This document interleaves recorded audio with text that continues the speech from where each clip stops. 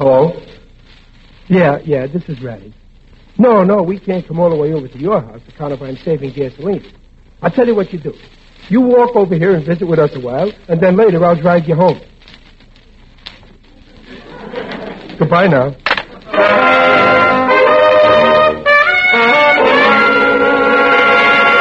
The Life of Riley, a half hour with radio's newest and friendliest family, and starring William Bendix as Riley.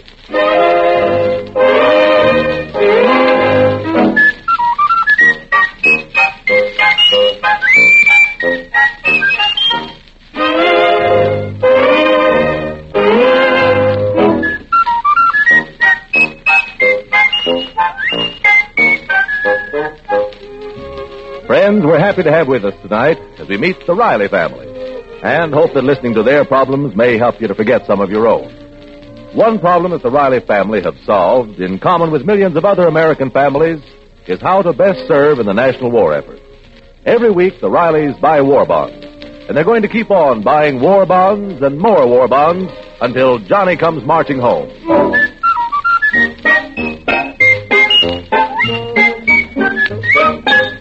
Well, the Rileys are on the move again. Or, rather, they will be as soon as they can find another place to live. The apartment they've been renting in Los Angeles must be vacated by the end of the week. And while breadwinning father has been hard at work in his defense job, Mom has been out house hunting all day, unsuccessfully. It's 6 o'clock and just about time for dinner. Oh, Junior, I wish you wouldn't do your homework on the dining room table. Did you have homework when you were a little girl? Of course. I bet your teacher didn't pile it on the way mine does. Seems like all I ever did was homework.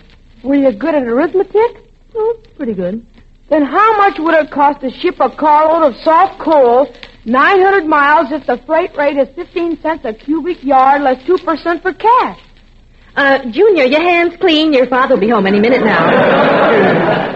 Sure, they're clean. But what's the answer, Mom? Now, Sonny, homework's your problem. Having dinner ready when your father comes home is my problem. You'll notice that my problem's been solved. Well, that's because you haven't got my teacher.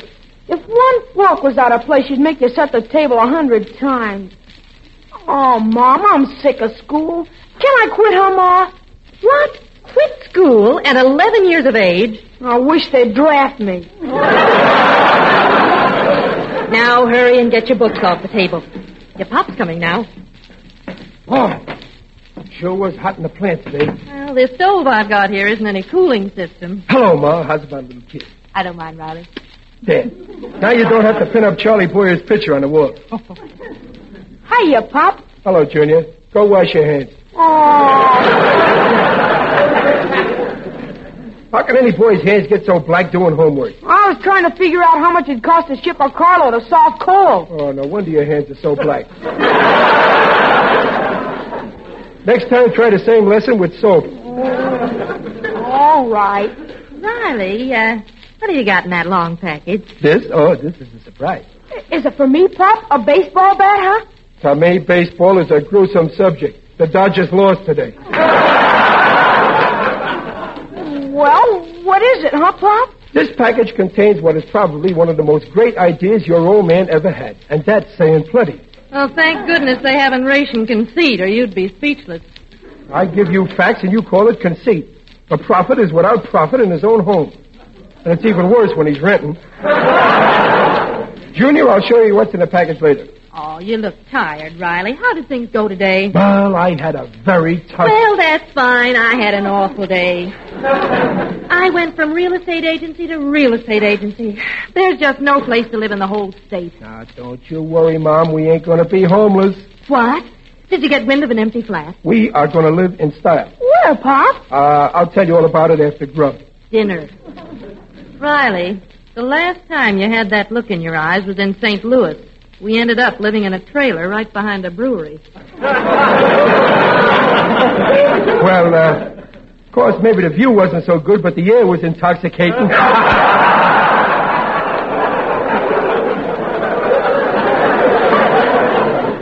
Riley, what have you got up your sleeve? I am not at liberty to divulge details until after we grub at dinner. Well, I'm not in the mood to coax you. Dinner's ready, so wash up. Where's Ellie? Eloise won't be home to dinner. She's rehearsing with that corny dramatic class. So I suppose it's going to be late again. A girl of 16 has got no right being out after dark alone. Your daughter's not alone. She's with that nice boy who lives down the street. Oh, that nice boy. I've talked with that boy. I'd rather she was alone.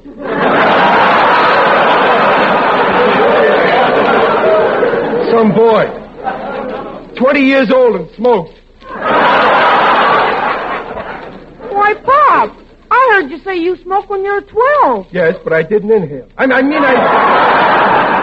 did not smoke. Well, maybe once, but my old man gave me a good licking, and I deserved it. And that's what you'll get if I catch you smoking. Don't worry, Pop. You won't catch me. That's fine. Well, what's about dinner? What's holding it up? You, Riley. At least when you're making a speech on the evil of smoking, take the cigar out of your mouth. As soon as you wash your hands, you can sit down. My hands are clean, but I'll wash them just to set you an example, Junior. Boy, we're sure turning out planes now. We rolled off 6 today. You know, I never seen the bus so crowded like it was tonight. What'd you say, Riley? I said the bus was certainly crowded tonight. 2 old ladies had to stand up all the way home. Why didn't you get up and give them your seat? Well, there was only one seat and 2 ladies. I didn't want to create any ill feeling between them. Junior, in spite of what your father says, you should always give your seat to a lady. Okay, but if she's a whack, she's got to race me for it. I'm so hungry, my stomach thinks there's a bottleneck in my throat. What's on the bill of fare, Mom? Not that it matters. I love anything you fix. Oh, that's fine. Except veal loaf.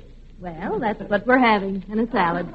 But we had veal last night. I know, but there was so much left, I thought we'd have it again tonight. Hey, Pop, tell a guy, what's in that package? Never mind, Junior. It'll keep, like the veal. Pass that stuff, will you? Oh, stop growling. Working in an airplane plant's no harder than trying to feed this house. I only get so many ration points, you know. Hey, Pop, did they transfer you to the landing gear department like you said they would? Nope. The guys that are running that plant finally gave the bomb sight division a new lease on life. They put me in it. No kidding, Pop. Bomb sight. Gosh, wait till I tell a gang. Bomb sight, isn't that lovely? Just between us, they've got a new sight that's a beaut. From 30,000 feet, they can part Mussolini's hair with a bomb. So I gave it a nickname. It's a blockhead buster. Hey, I just found some veal in this. What'd you do, run short of cereal?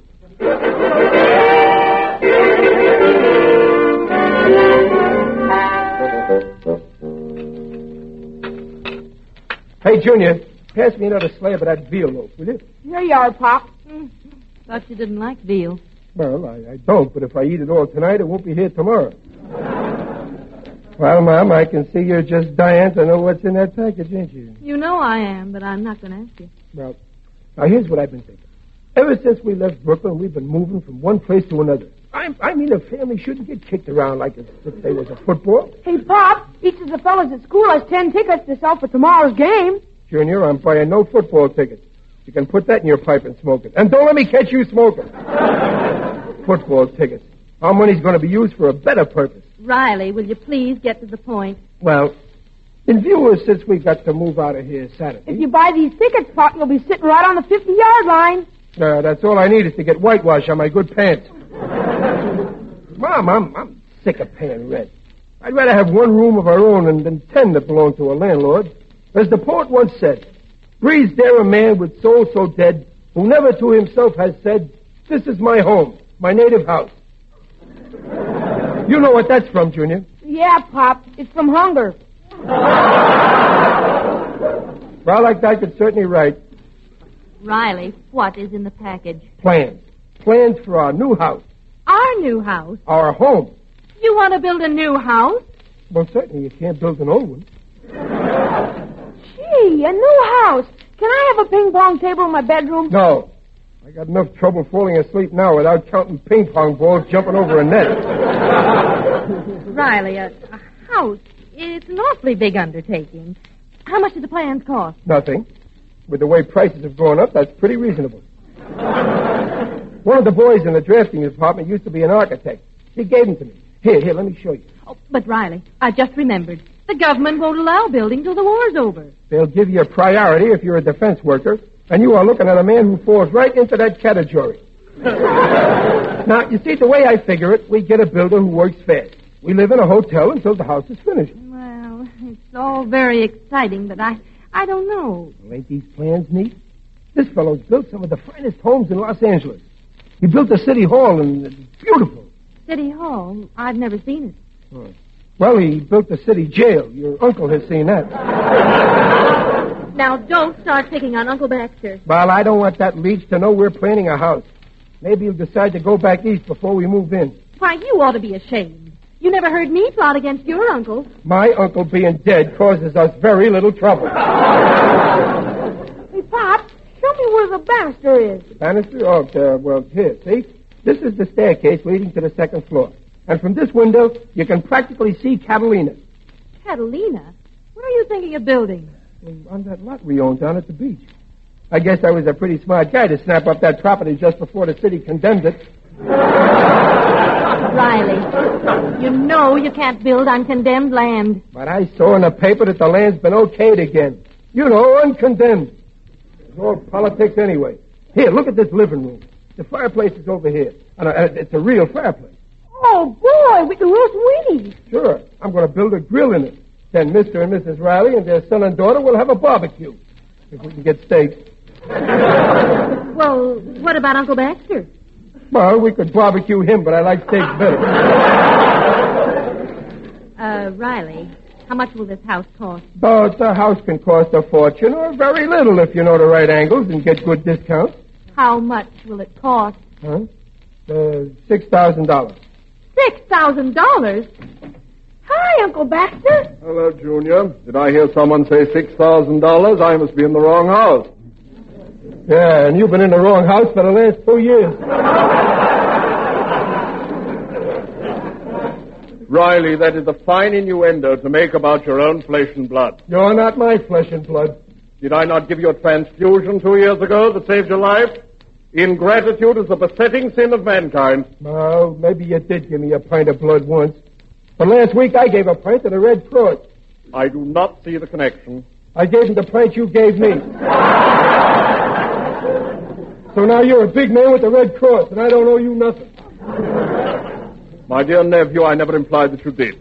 But since my presence here is apparently resented by the head of the house, I shall leave. In a month or so. Uncle Baxter, you can stay as long as you like. Of course, if it'll make you feel better, you can pay us a little for your board. When you're able to.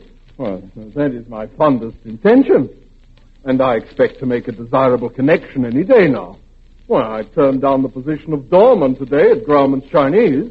Why? I couldn't see the screen from the sidewalk. All you do is turn down jobs and come back here to eat and sleep.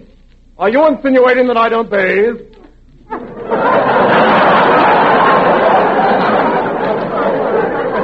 Pop, these plans are no good. I don't see any cellar. Oh, don't you worry, son. There'll be a cellar when the house is finished. We can't disappoint the mice.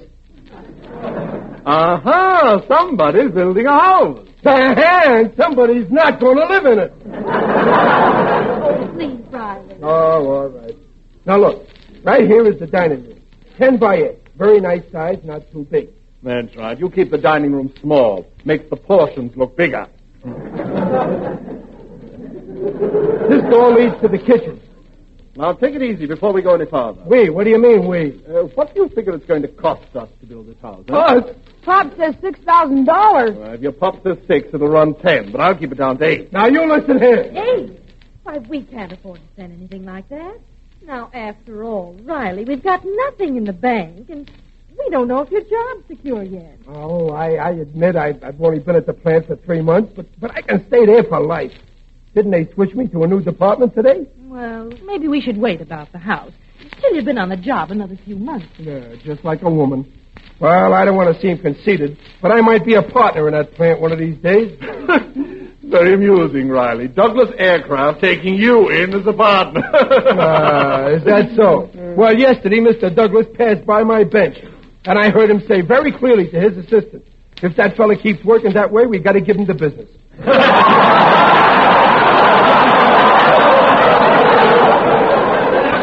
So let's have no more talk about me losing my job. I've decided to build, and that's that. Well, Riley is right. Absolutely right. Do me a favor, Mr. Blood Donor. Stay off my side. Now, here's the back door, Mom, for deliveries. None of the stores deliver anymore. Say, Riley, tell me, who's going to do the building? Oh, yes, Riley. You want someone who's very reliable. I got a list of several builders, and I'll decide later on. Now in the kitchen. Operator, give me Crestview 65095. Can't you phone some other time? Riley, be serene. Count your blessings. Hello, Jasper. Baxter Turnbull. You very busy tonight? Or breaking in a new pipe, huh? Well, listen, I got some news for you.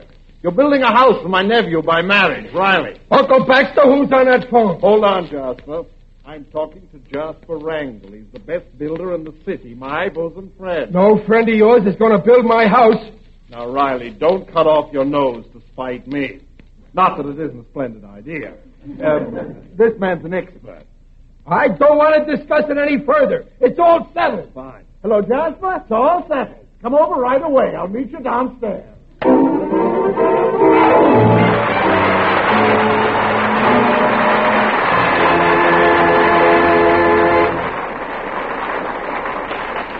While the Rileys are waiting for the arrival of Uncle Baxter's friend, Mr. Wrangle, here is a message from the Office of War Information. Next winter will be one of the most critical periods of the war for millions of civilians unless they take steps now to prepare their homes for the cold weather. Here are 3 things that can be done now to help ward off sickness and epidemics next year. 1, insulate homes. 2, place orders for coal immediately. 3, check up on all heating equipment to ensure peak efficiency. This is a campaign born of wartime necessity. Because it is vital to winning the war, the government is helping to increase the flow of fuel to shortage areas. But there can be no assurance that conditions will be any less severe than last year unless everyone cooperates during the spring and summer.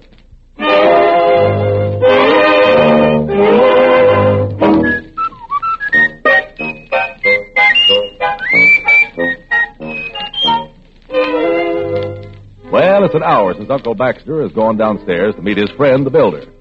Meanwhile, the Rileys are huddled around the blueprints of their dream home. Eloise, the daughter, having come home, has been told the big news. Right here is the mailbox. See? Hey, Pop, can I have a separate mailbox just for myself? You cannot. If Superman can't write you in care of our mailbox, let him phone. Well, what do you think of the layout, Ellie? Oh, Daddy, I think it's just wonderful. At last I'm going to have a room all to myself. No more daybed in the dining room. Oh, Riley, it's grand you're wanting to do all this for the children and me, but one thing worries me. But what's that, Dumpling? The cost. Now, you say $6,000, but you're up to get big ideas. Oh, no, not me now. $6,000 is tops. We can borrow it from the bank. We'll pay it off like we pay our rent. Only we'll pay it regular. Pop, we'll raise rabbits, huh, Pop? The rabbits will take care of that. Oh, don't interrupt, Daddy, Junior. You ought to be in bed anyway. Look who's telling me to go to bed. Oh, what are you, grown up or something? Now, Junior, don't be so fresh. And Eloise, don't boss him around. Quiet. You kids can't stop scrapping. I'll tear up these plans and call the whole thing off. We're sorry, Daddy. They got a couple of boys down at the plant who know the building game from A to B. They figured every foot of lumber, every hunk of plaster, every nail. The house comes to exactly $5,920, which leaves us $80 for any incidentals. Like furniture. Yeah. Now all we need is a name for the place. Let's see now. How do you like Seaview Grotto? Daddy, Grotto's more for a restaurant. Oh. Well, then how's the Riley Domicile? That's very poetic. Oh, well, here comes Uncle Baxter across the street with a man. Is he handcuffed to the man? No, it must be the builder. Now, don't let him talk you into spending any more than we plan on. Talk me into it. What do I look like, a boob? Don't you answer that, Junior. I'm not getting mixed up with any of Uncle Baxter's pals. I'm going to get rid of this guy right away. All right. But don't be rude to the man. Not me. Folks, it is an honor and a privilege to present my dearest crony, Jasper Wrangle. How do you do, Mr. Wrangle? Hello, Mr. Wrangle. Hello, Mr. Wrangle. Goodbye, Mr. Wrangle. I beg your pardon, sir. Did you say goodbye? Yes. I am undesirable of taking up any more of your valuable time. Oh, no, Mr. Riley, my time isn't valuable. Well, then I certainly don't want any of it. Baxter, I think I'll be going. Oh, no, wait a minute, Jasper. Mr. Wrangle, my husband is just trying to say he doesn't want to take advantage of you. He won't. Now, dear, we might as well listen to Mr. Wrangle's ideas since he's gone to the trouble of coming over. I'll listen, but with a closed mind. Oh, fine. Now then, Mr. Riley, have a good cigar. And may I see the plans for your edifice? Yeah, but it's not an edifice. It's just a house, that's all. If it's cozy and nice looking, we're going to be very happy in it. Nice looking. We'll take it from your uncle. When Wrangle builds a house, nobody can touch it. Why? Will it fall down? Isn't that little boy up rather late? Now, Junior, dear, go to bed. You too, Eloise. Good night. Good night, dear. Okay. If you get stuck on the building, Mr. Wrangle, I've got an erector set. My own boy was getting like that till I made him stop listening to Red Skelton. Now then, tell me more about this little dream home. I'd love to know exactly what my potential client has in mind. Say, this isn't a bad cigar. Yeah? And I've got several hundred boxes of them at home. Well, say, I may let you build this house after all, Mr. Wrangle. Well, that's very flattering, sir, but I don't see how I can squeeze your house in. I'm awfully busy these days. I came over as a favor to Baxter. Oh, really? That's the truth, folks. Jasper's the only good builder in town that hasn't been drafted. I'm 4F. I got caught in a cement mixer.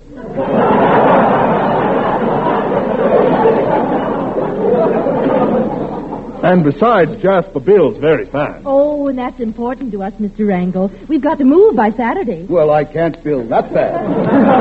Well, look, Mr. Wrangle, we live in a hotel till you finish the house. You ain't going to let us down now, Mr. Wrangle. You can't, you know. You. Well, I don't know. For my sake, Jasper. Well, all right, I'll do it. Oh, gee, thanks. Here, sit down here. Now, here's the plans. How do you like them? Great! Perfect! So it didn't take you very long to study them. You must know your business. Exactly. I wouldn't change one detail. Now then, what did you figure on spending? $6,000. That's absolute cost. $6,000 will be ample, I'm sure. See, I told you, Mom. And we want the outside to be colonial. Colonial? Yeah, colonial. You're going to look fine in a white wig. Now let's see the downstairs again. Uh-huh. Say, I like this closet. Closet? That's the living room. But this living room is only 11 by 9. I see you in the living room 22 by 18. We must be visiting. We'll make the living room a bit larger. Mr. Wrangle, I don't like to intrude, but if we add any space, doesn't that raise the cost? No, we'll cut down somewhere else. Maybe we can lower the ceiling. That's it. And that'll give us enough margin to put in a swimming pool. Well, the children would love a pool, but can you do that on $6,000? We can try, my dear lady. This is an exceptional case. You're Baxter's family, and I don't expect to make 1 cent of profit on your house. I get it. You just like to stick your hands in a wet cement. Touche, Mr. Riley, touche. I see the plans call for 6 rooms. Yeah. 3 bedrooms, a living room, kitchen, and a dining room. Well, we'll add a rumpus room right here. Now, wait a minute. Oh, Wrangle is right. Riley, you work very hard all day. You deserve some relaxation. Besides, the rumpus room can be used as a guest room, if you need it. Something tells me we're going to need it. Baxter, mark down the rumpus room leading off the gymnasium. Gymnasium? And there'll be a nice view from your gym, Mr. Riley. You'll be able to see your tennis court. My tennis court? Oh, Riley, it sounds wonderful. Yes, sir. When Wrangle builds them, it thrills them. I can see you now, Mr. R. You wake in the morning, 3 sets of tennis on your court, a cool, refreshing swim in your pool, a workout in your gym, breakfast in your magnificent garden. And then I bum a ride to the plant.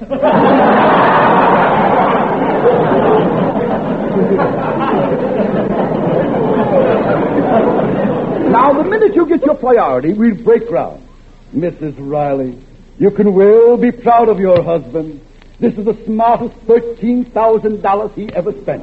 13,000? Well, that is $13,000 for anyone else. But for Baxter's sake, I'll Whittle it down to 12.5. Of course, you'll only have 2 rooms. 12.5? I told you I want a 6-room house for $6,000. Sure, but you've got expensive tastes. You want swimming pools. You want tennis courts. Who wants swimming pools and tennis courts? All I want is those plans back. I never sent for you in the first place. No. Keep calm, Riley. Uncle Baxter, get this guy out of here and get him to take you with him. Now, Riley, there's no use losing your head. Now, folks, if it's a $6,000 house you want, I can easily do that. You beat it. We'll live in a street before you build a house first. I'll get a house with 6 rooms. 3 bedrooms, a living room, kitchen, and a dining room. And no guest room. You hear that, Uncle Baxter? No guest room. Come along, Jasper, and forgive my vehement nephew. Oh, Riley, you ought to be ashamed yelling like that. How do you like that phony builder? If we listen to him, we'd be in hock all our life. Riley, what are you doing at that window? Hey, Randall! And another thing. This is the worst cigar I ever smoked.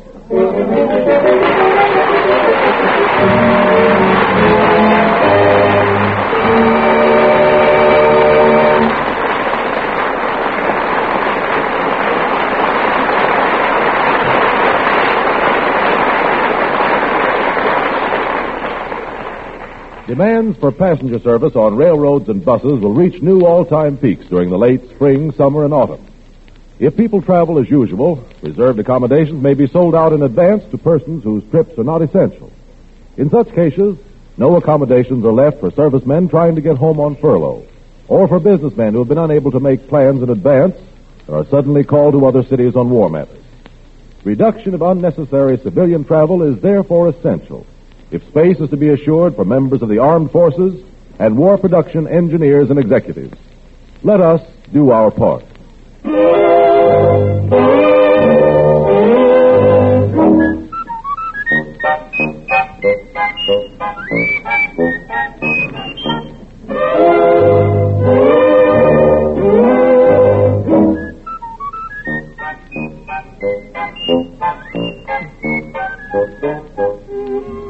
Follow The Life of Riley next week at the same time.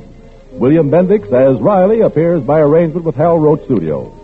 The Life of Riley is written by Irvin Brecker and directed by Don Bernard. This is Carlton Cadell speaking. This is the National Broadcasting Company.